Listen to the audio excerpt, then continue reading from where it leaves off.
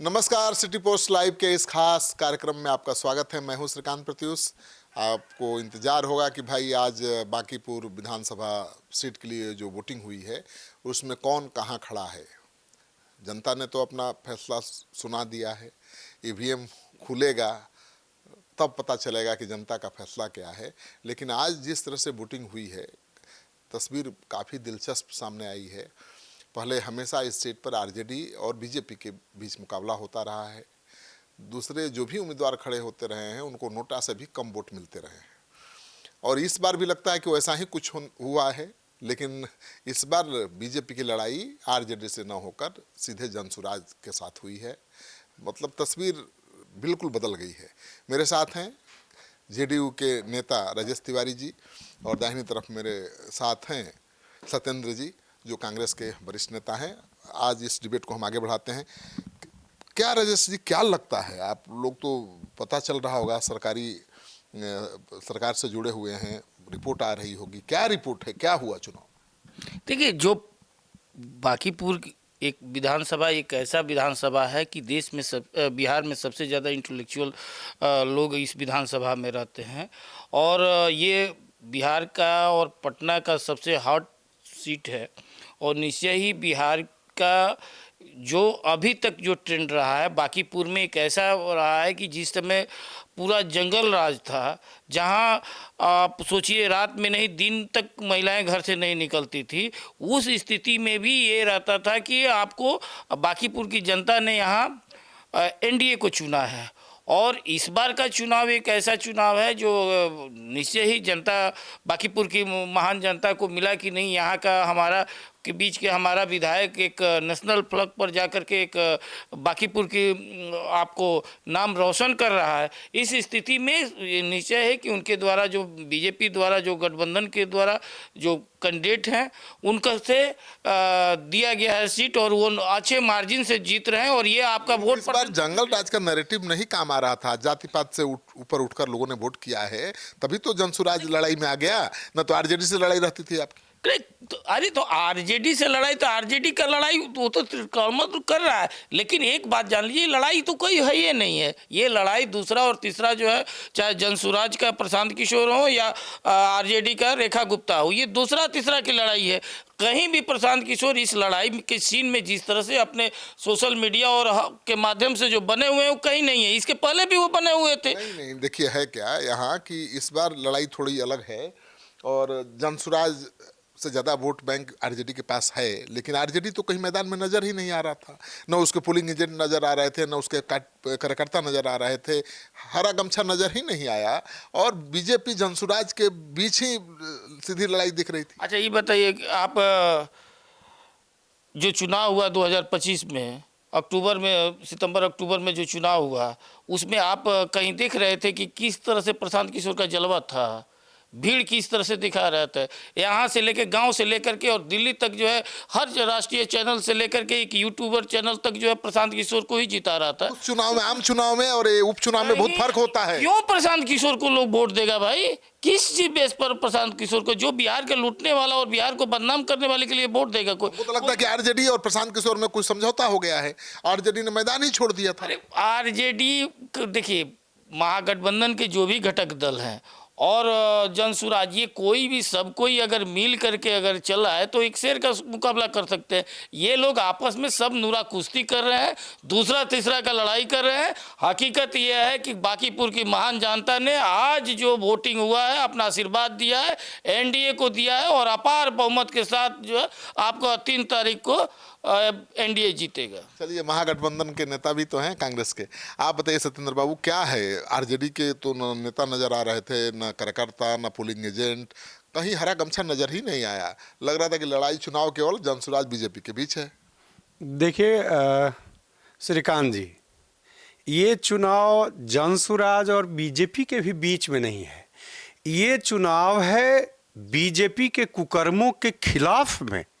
एक तरह से देखिए, एनडीए की सरकार थी, नीतीश जी के नेतृत्व में थी, तब तक तो ठीक था। जब ही सम्राट चौधरी जी के नेतृत्व में हुआ और घटनाएं जो घटते गई, जैसे बिहार में नीट छात्रा को कोई मिल नहीं पाया न्याय, अभी तक दिख नहीं रहा है न्याय मिलता हुआ। एक दूसरा, भ्रष्टाचार के खिलाफ लड़ने वाले भरत भूषण तिवारी की पुलिस ने हत्या की।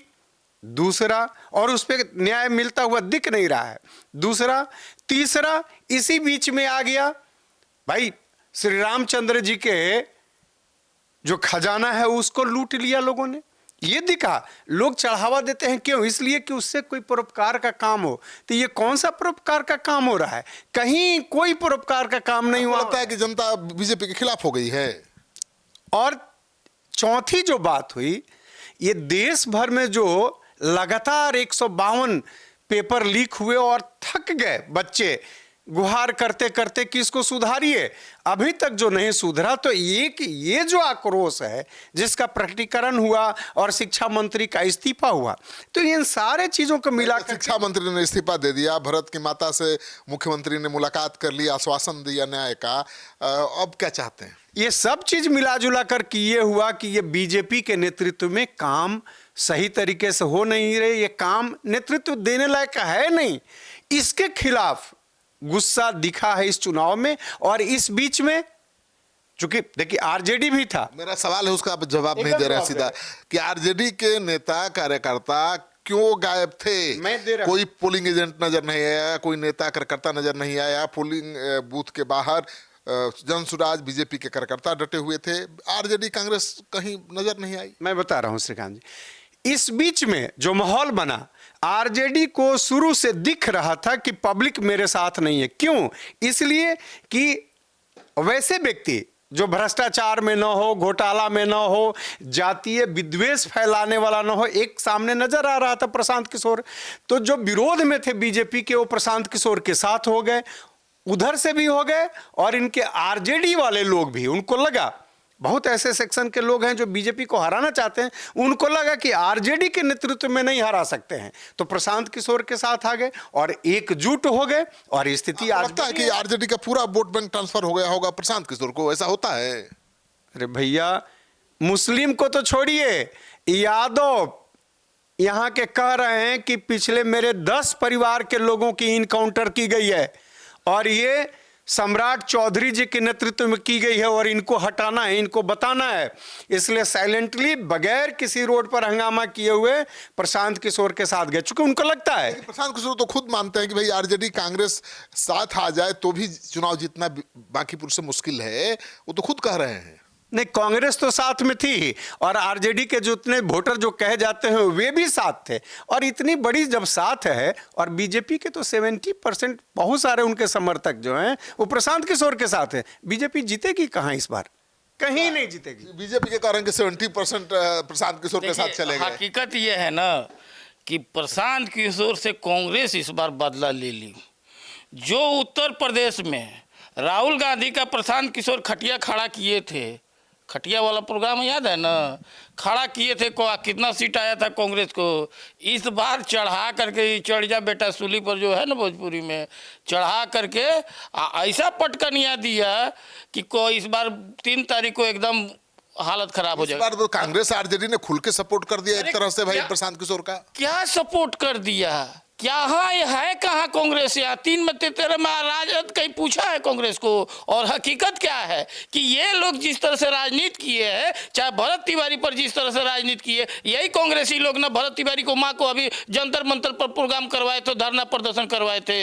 यही कांग्रेसी लोग हैं ना कि इनके समय में कितना धरना प्रदर्शन। अभी कुछ देर पहले, हम 10 मिनट पहले अभी देख रहे थे कि ये आपका मुस्कान प्रत्युष जो है रिपोर्ट में दिखा रहे हैं कि किस तरह से झारखंड में एक 50-50 लाख रुपया में डिग्री बिक रहा है। और जेपीसी वहाँ संघ लोकसभा आयोग का जो हुआ था, झारखंड लोकसभा आयोग का जो दिखा रहा था कि किस तरह से, और एक बार भी कोई कांग्रेसी आरजेडी वाला सवाल नहीं उठा रहा। और यहाँ पर सवाल उठा रहा है जो केंद्र से रिलेटेड है। हकीकत क्या है कि ये, और चंदा चोरी के बात में बताइए, जिस राम का अस्तित्व का नकार दिए, चंदा का राहुल जी जाकर के वहाँ दिए हैं क्या?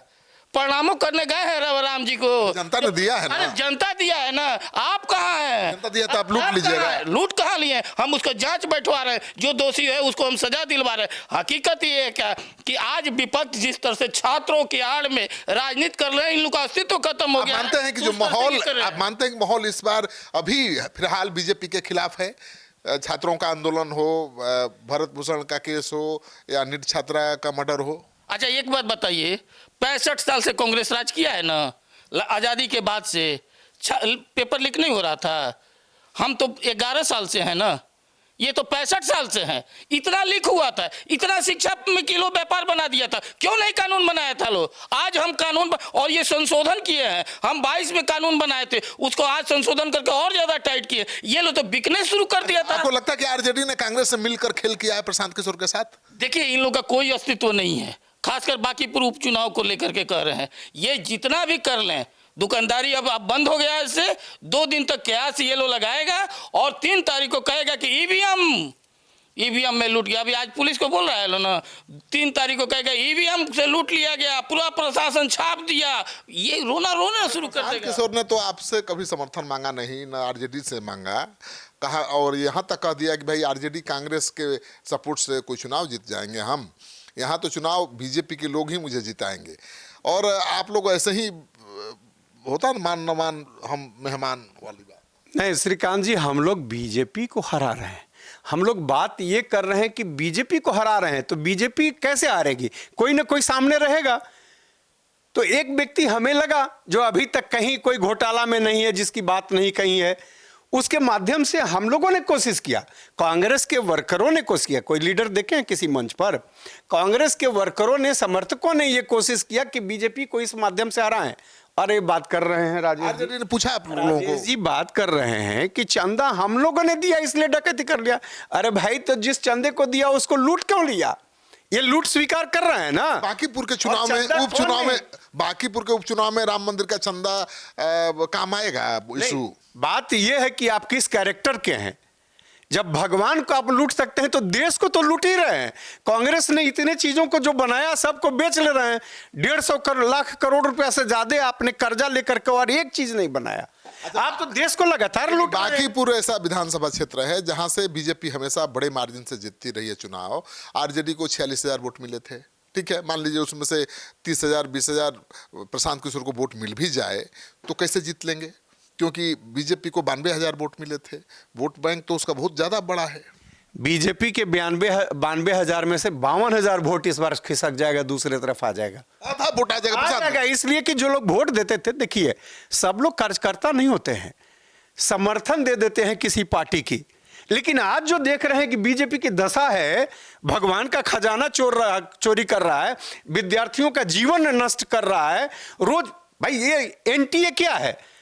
एक एजेंसी बन गया है, उसके माध्यम से लूट रहे हैं, स्टूडेंट को लूट रहे हैं। आपके गले बात उतर रही है, ठीक है, प्रशांत किशोर के पक्ष में बीजेपी के कुछ लोगों ने वोट कर दिया होगा, लेकिन ये बात गले उतर रही है कि प्रशांत किशोर 52,000 के मार्जिन को पाट देंगे, जो आरजेडी के साथ मार्जिन है। प्रशांत किशोर का तो 8,000 वोट नहीं है। जो लोग महसूस करते हैं कि बीजेपी के नेतृत्व में सत्ता जो है बौराई हुई है, भ्रष्टाचार का जो विरोध लड़का कर रहा है उसकी जाकर के पुलिस हत्या कर रही है, काउंटर नहीं हो रहा, हत्या कर रही है, और इसी तरह के घटनाएं हर एक जगह घट रही है। अब कोई विकास का काम नहीं हो रहा है, झूठ केवल हो रहा है, वेतन देने के लिए पैसा नहीं है। ये दशा है इस देश में, इस प्रदेश में। अभी आज जो मतदान हुआ है, क्या आपका क्या है एग्जिट पोल, जरा बता दीजिए ईमानदारी से, पॉलिटिक्स नहीं प्लीज।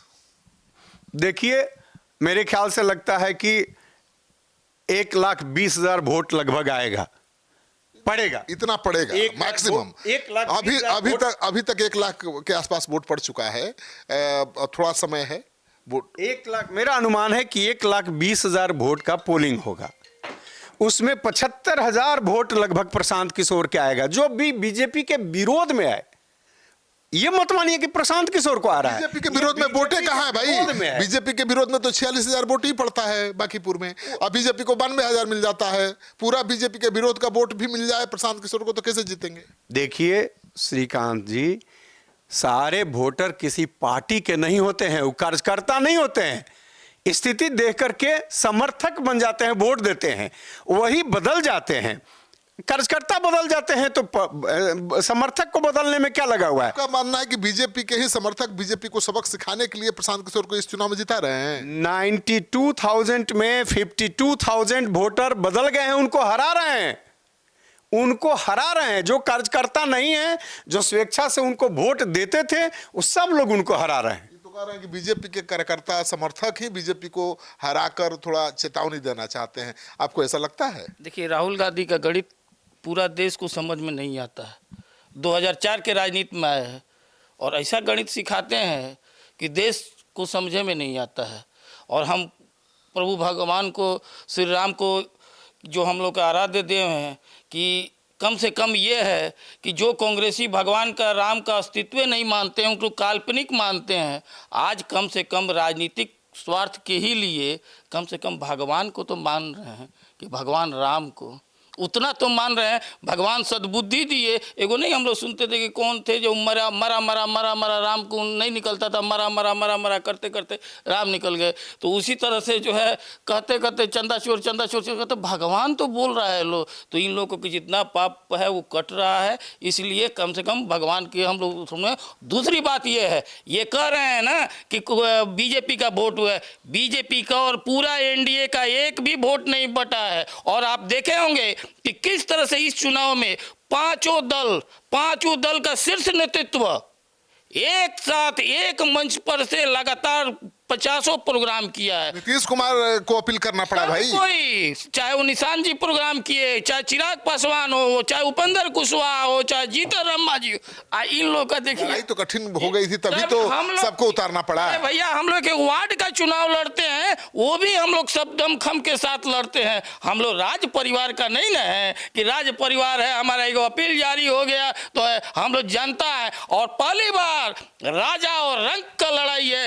एक राजा जो अरबपति है, जिसका 96 करोड़ का एक संपत्ति अपना है, पत्नी का 120 करोड़ का संपत्ति है, और एक लड़का जो रेंट पर रहता है, जो वार्ड का जो है अध्यक्ष है, मंडल का अध्यक्ष है, उसके बाद जो युवा है, गरीब है, कर्ज करता है, तो कहाँ एक राजा और कहाँ एक गरीब। राजा और रंक का जो फिल्म देखे थे ना, वो स्थिति है। इस बार इन लोगों को कम से कम ये सेलेक्ट करता है। लेकिन ये लोग क्या समझेंगे, ये राजवाड़े वाले लोग हैं, ये धन पशुओं का लोग सपोर्ट करने वाले हैं, कर्जकर्ताओं को सपोर्ट करने वाले नहीं। नेताओं से बातचीत करके हम इस नतीजे पर नहीं पहुंच सकते हैं कि कौन जीत रहा है कौन हार रहा है, क्योंकि दोनों की अपनी अपनी दलील है और अपने अपने पक्ष में तर्क भी हैं।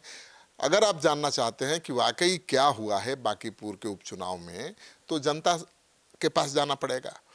तो पूरे चुनाव के दौरान मैंने वोट देने वाले लोगों से, वोट देने के बाद बाहर निकलने वाले लोगों से बातचीत की है।